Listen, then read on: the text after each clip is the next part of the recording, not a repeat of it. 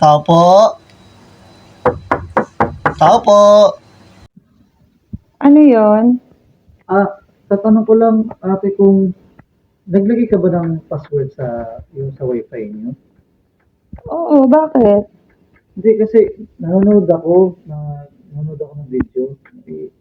Bigla na lang siyang nag-lag, nag-buffering. Tatanong ko lang bakit kasi matagal na ako nakakonect sa iyo. Bakit nilagyan mo ng password yung ano? Sino ka ba? Bakit tinatanong mo? Wifi namin yun. Dito lang ako sa kalapit bahay nila, pangalawang bahay lang ako dito simula sa inyo.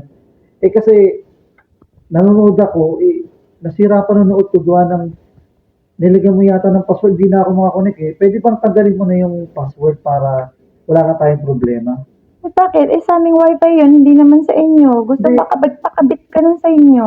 Hindi kasi ate, almost 1 year na yata ako nakakonect sa wifi nyo, wala naman tayo naging problema.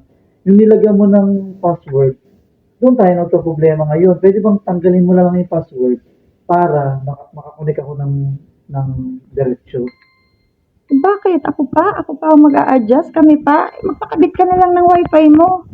Ate, oo, alam ko, wifi nyo yun. Kasi, ang alam ko, yung connection nyo sa loob, sa inyo yun. Pero syempre, ang nasa hagap ko kasi galing sa labas yun Pero, ibig sabihin, public wifi na yun. So, ang akin lang, tanggalin nyo na yung password para wala na tayong problema. Ganun, wala ka nang pakialam dun sa aming wifi yun Hindi kasi, isang taon na ako nakakonect. Saka, tanong ko lang ate, mabagal yung internet nyo Kung ako sa inyo, dagdagan nyo ng bilis yung internet nyo. Para minsan nagbabuffering yung aking pinapanood Pero ate, request ko lang sana, tanggalin mo na yung wifi para wala na tayong problema.